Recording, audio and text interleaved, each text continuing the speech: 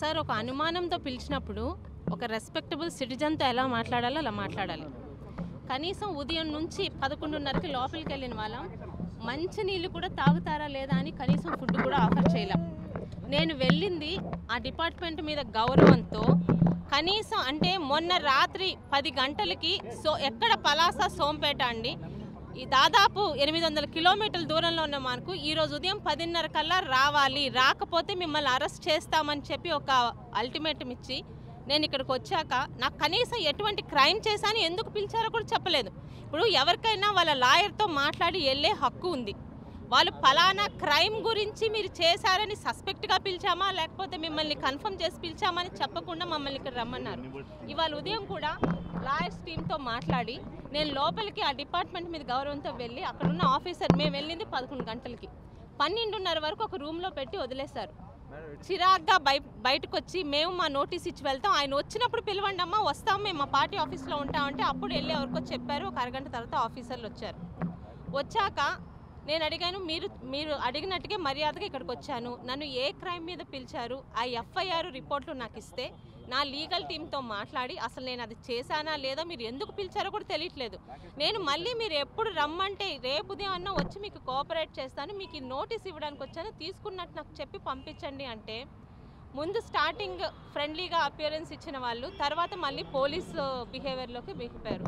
మేము పంపము, మీరు ఇక్కడ కూర్చొని మేము ఈరోజు నేను మొత్తం మీకు ఇంట్రాగేట్ చేసే పంపిస్తాను, మీకు ఆ హక్కు లేదండి. యాజ్ ఎ సిటిజన్ మీరు నాకు అసలు కేసు కానీ వివరాలు కానీ FIR లేకుండా రమ్మన్నారు. డిపార్ట్మెంట్ మీద గౌరవంతో వచ్చాను, అలాగే నేను నా రిప్రజెంటేషన్ ఇస్తున్నాను. మీరు నా క్రైమ్ ఇదని చెప్తే అది నేను చేశానా లేదా, ఎలా అప్రోచ్ అవ్వాలి, నా లీగల్ టీంతో మాట్లాడి నేను రేపు మళ్ళీ వస్తానంటే కూడా పంపకుండా మమ్మల్ని ఇద్దరిని, ముఖ్యంగా లాయర్ గారిని ఎందుకండి నేను తీసుకువెళ్ళాను, ఆయన నాకు సజెషన్స్ ఇవ్వడానికి కదా, ఆయన నా దగ్గర ఉంచనీయకుండా ఆయన వేరే రూమ్లో పెట్టారు. కనీసం మేము ఫోన్లు మాట్లాడకూడదు, మా ఫోన్కి కనీసం వైఫై తాలూకు సర్వీస్ కూడా ఇవ్వలేదు. వాళ్ళు ఉదయం నుంచి చెప్తుంది నువ్వు చేసావని నువ్వు చేయమన్నావని మీ మీద మాకు కంప్లైంట్లు వచ్చాయి. అసలు అది 100కి 1000 కాదు 10,000% రాంగు. నేను ఎవరికి చేయమని చెప్పను, నాది నేనే చేస్తాను. అసలు నేను నేరం చేయనప్పుడు నేను ఎందుకు ఒప్పుకుంటానంటే మీరు కన్ఫెస్ అవ్వాల్సిందని ఉదయం నుంచి కూర్చోబెట్టారు, లేకపోతే మిమ్మల్ని ఇక్కడి నుంచి పంపేది లేదని. ఆ చుట్టుపక్కల దాదాపు ఒక 30-40 మంది పోలీసులు కనీసం మమ్మల్ని వరండాలలోకి వెళ్ళనీయకుండా, మమ్మల్ని ఫోన్లు మాట్లాడనీయకుండా, లాయర్ గారిని తీసుకొచ్చినప్పుడు ఆయన నా పక్కనే ఉంచాలా, ఆయన కూడా దూరం పెట్టేశారు. ఆయన మీద కూడా చాలా సీరియస్, ఒక లాయర్తో బిహేవ్ చేసినట్టు బిహేవ్ చేయలే. ఫైనల్గా వాళ్ళు అడగాల్సింది అడిగి నా తాలూకా అకౌంట్స్ అన్నీ ఓపెన్ చేసినప్పుడు నా పాస్వర్డ్స్ తెలియవు, కొత్త పాస్వర్డ్స్ మార్చి వాళ్ళు మొత్తం ఓపెన్ చేయించారు, నా చేయించారు. కొత్త పాస్వర్డ్స్ వస్తే they want to open my account. ఫైనల్గా వాళ్ళు రాసిన దాని మీద నేను సంతకం పెట్టనన్నాను, పెట్టినా నేను ప్రొటెస్ట్ చేస్తున్నాను, ఇవన్నీ నేను ఒప్పుకోనని పెడితే అప్పుడు మళ్ళీ ఇంకొక ఆఫీసర్ వచ్చారు, మేము ఉదయం నుంచి కూర్చొని వేస్ట్ అవుతుంది, మీరు ఆ సంతకం పెట్టాల్సిందంటే నేను పెట్టనన్నాను. మీరు అర్ధరాత్రి వరకు కూర్చోపెట్టినా నేను ఇక్కడే కూర్చుంటాను, నేనైతే సంతకం పెట్టినా నా తీరులో పెడతా. మీరు రాసినవన్నీ నేను అంగీకరించటం లేదు, ఇవన్నీ నన్ను బలవంతంగా ఇక్కడ కూర్చోపెట్టి మీరు రాయించారని అంటే చాలా సీరియస్ అయ్యారండి. మేము ఇంతవరకు చేసింది మీతో మర్యాదగా మాట్లాడుతున్నాం, ఇంక ఇలా మాట్లాడాలి అని, మీరు ఏమన్నా చేసుకోండి, బయట మా వాళ్ళు ఉన్నారు, 12 వరకనే నేను ఇక్కడ కూర్చుంటాను. అసలు నేను రిపోర్ట్ ఇచ్చి వెళ్ళిపోవాలి, మీరు నన్ను ఇక్కడ ఉంచే హక్కు లేదు, అయినా బలవంతంగా ఉంచారు.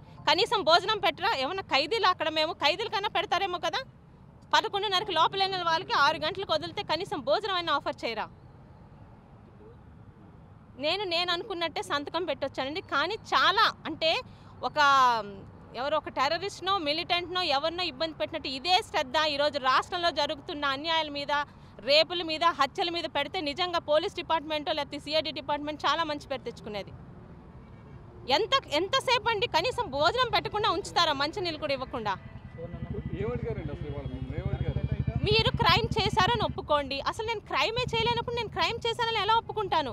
మీ చేత ఎవరు పెట్టించారు? మీ చేత అది ఇల్లీగల్ కదా. అసలు నేను చెయ్యనప్పుడు నా చేత ఇంకో పెట్టాల్సిన అవసరం లేదు. ఇప్పుడు నా ఫేస్బుక్లో ఉన్న ఫ్రెండ్స్ లిస్టులు అన్నీ తీసి వీళ్ళెవరు అంటే చాలామంది ఉంటారు, నా బంధువులు ఉంటారు, ఎక్కడో ఫారెన్లో ఉన్న నా ఫ్రెండ్స్లు అందరూ ఉంటారు. వాళ్ళందరి గురించి మీకు చెప్పాల్సిన పనేముంది? నేను ఆ నేరం చేశానా లేదా అది క్లియర్గా ఉంది. నేను చేయలేదు, దానికి నేరం అని ఎలా చెప్తారు? అంటే ఇంక వాళ్ళు ఏంటంటే వాళ్ళు చెప్పినట్టు మేము రాసి అక్కడ సంతకం పెట్టాలి. నన్ను మళ్ళీ బెదిరింపులు, మీరే చేశారు, మీరు చాలామందికి ఫోన్లు చేసి మీరు పెట్టమన్నారని చెప్పి మా దగ్గర ప్రూఫ్స్ ఉన్నాయి. అదైతే 100% ఉండదు. మీ పేర్లు చెప్పండి, నేను అడుగుతాను. కానీ నా దగ్గర అలాంటి నేనేం తప్పులు ఎవరికి చేయలేదు. ఎప్పుడు ఎవరికి ఫోన్లు చేసి మీరు పలానా పోస్టింగులు పెట్టమని కూడా నేను చెప్పలేదు.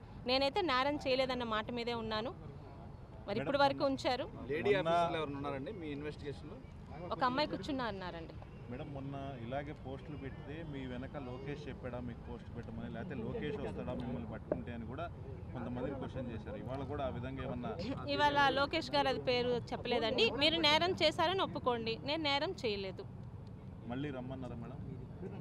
మళ్ళీ రమ్మన్నారండి, కానీ దానికి నాకు ప్రాపర్ ఇది ఇవ్వాలి కదా. అంటే ఇప్పుడు ఎక్కడ పలాసా? నేను ఇప్పుడు వాళ్ళ 10వ తారీఖు 9వ తారీఖు అంటే ఎన్నిసార్లు ఉండాలి ఇక్కడ? నేను వెళ్ళి రావాలా? ఇక్కడే ఉండాలా? అసలు ఆడపిల్లని ఇంత దూరం రమ్మని చెప్పి, అది 36 గంటల్లో రమ్మని చెప్పి ప్రవర్తించాల్సిన విధానం ఇదేనా? భోజనం పెట్టరా అక్కడ?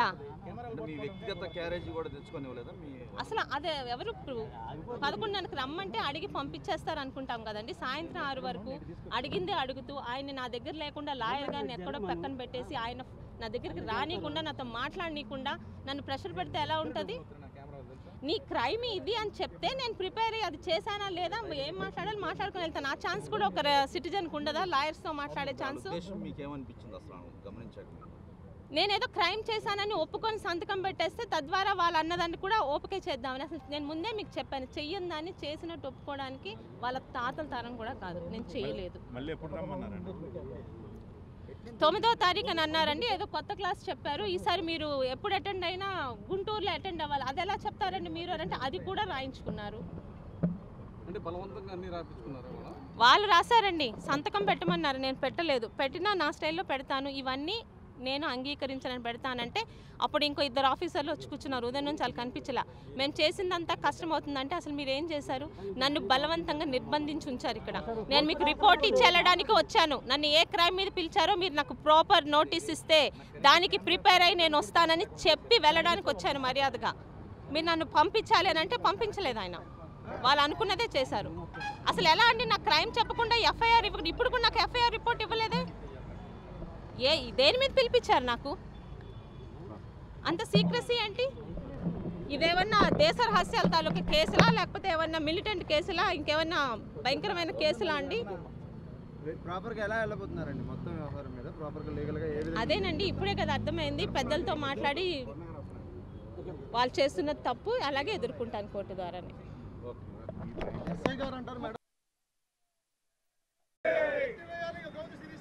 అక్రమ కేసులు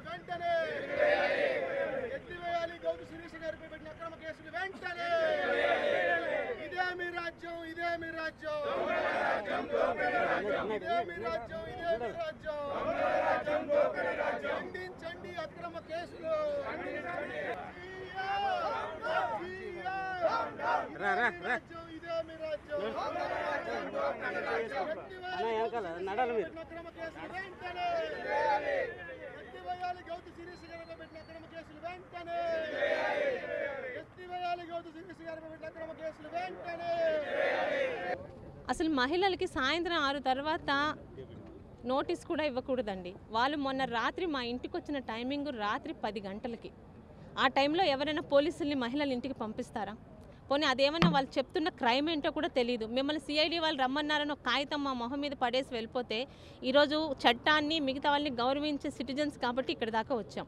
కనీసం వచ్చాక మాకు ఎందుకు పిలిచారు? ఇది మీ క్రైము, మీరు నేను ప్రిపేర్ అయ్యి వస్తాను, మా లాయర్స్తో మాట్లాడాలి, మీరు కనీసం నా ఎఫ్ఐఆర్ రిపోర్ట్ ఇవ్వండి అంటే కూడా ఎఫ్ఐఆర్ రిపోర్ట్ ఇవ్వకుండా అంత సీక్రెట్గా ఉండాల్సిన పనేముంది? నేను ఇది నేరం చేశాను అంటున్నారు. నేరం చేశానని వాళ్ళు డిసైడ్ అయ్యారా? ఎవరైనా కంప్లైంట్ ఇచ్చారా? ఏమని ఎఫ్ఐఆర్ రికార్డ్ అయింది అసలు నా మీద? నేను ఎక్యూజ్డా లేకపోతే సస్పెక్టెడా? ఏమీ తెలియకుండా వచ్చి నేను నా తాలూకా రూల్స్ చెప్పి నేను వాళ్ళకి నోటీస్ ఇచ్చి వెళ్ళిపోదాం అంటే బలవంతంగా ఎట్టి పరిస్థితుల్లో మాట్లాడితే మీదకి వెళ్తారు, బాసులతో మాట్లాడొస్తారు.